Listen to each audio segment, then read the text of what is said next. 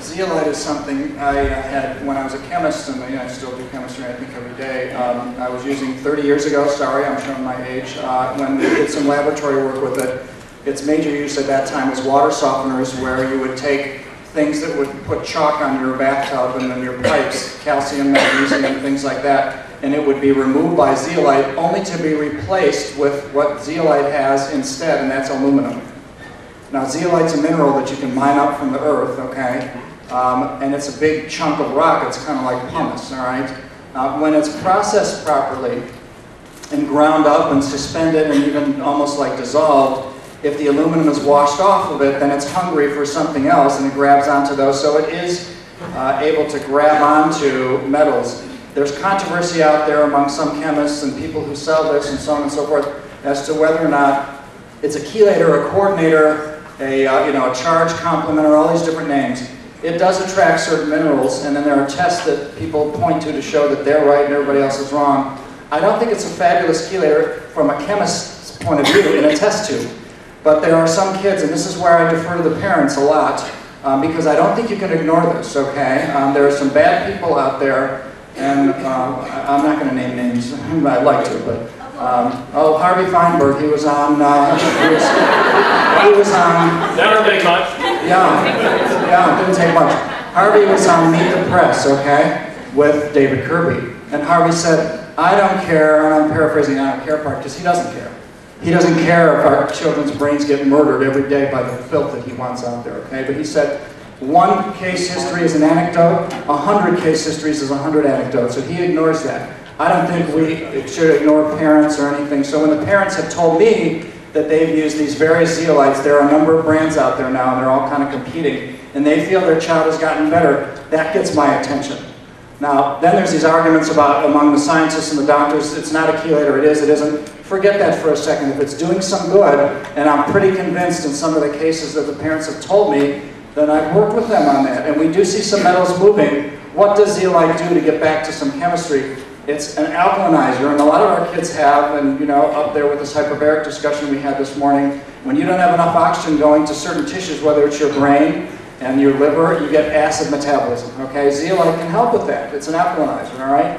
Also, it does distribute and redistribute some good metals, and you can kind of show that, and it's a little bit tricky to show it, but I think it does happen. So I think some of those minerals we give the kids, it may help a little bit. I don't know why it helps, but I think in some cases it has. I'm not sure if it's a cure. Next. Oh, okay, one more. Yeah. Just quickly, there is no clinical evidence regarding its efficacy. That's basically across the board, but there are anecdotal stories that parents have given that suggest that it does make some difference in some kids. And I'm not one of those people who advocates using this product, but I know plenty of practitioners who use it and have marvelous stories about results, but there is no clinical efficacy studies that show that it works. Okay. Question way in the back there in the corner. I just want to take it a little bit of a different place. You mentioned earlier about pathogens and parasites, and I'm wondering what you use to treat those. And if it has to happen in a certain order, you have to treat the menace first, then parasites, or vice versa. How to treat pathogens, and if there's a specific order. Is that for me? Yeah. Who are you talking? Pointing at something. Okay. No, fine. Whatever. Go.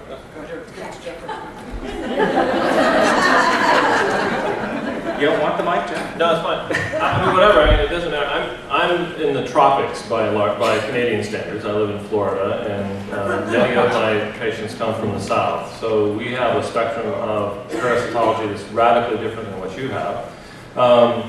And parasites are something that oftentimes are symptomatic from the gastrointestinal tract. They interfere with the absorption of nutrients. They contribute to the inflammatory bowel disease picture, and we like to get rid of them as quickly as possible. And again, it's parasite specific in terms of the dose and the drug that we use and the child and the nature of how we get rid of them.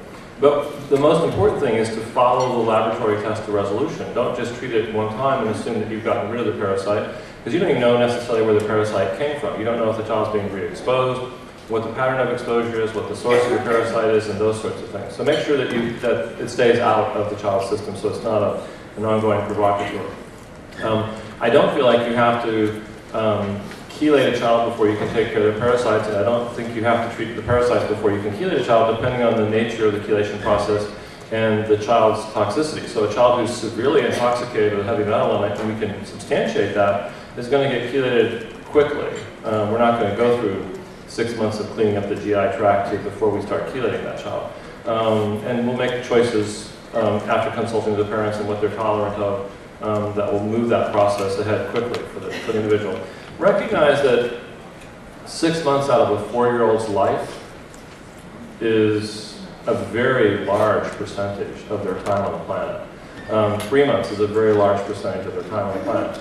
And I have a 13-year-old, my son just turned 13, and it's amazing how fast the time goes by as you peel your onion back. So the faster we can get to the really core issues, the better.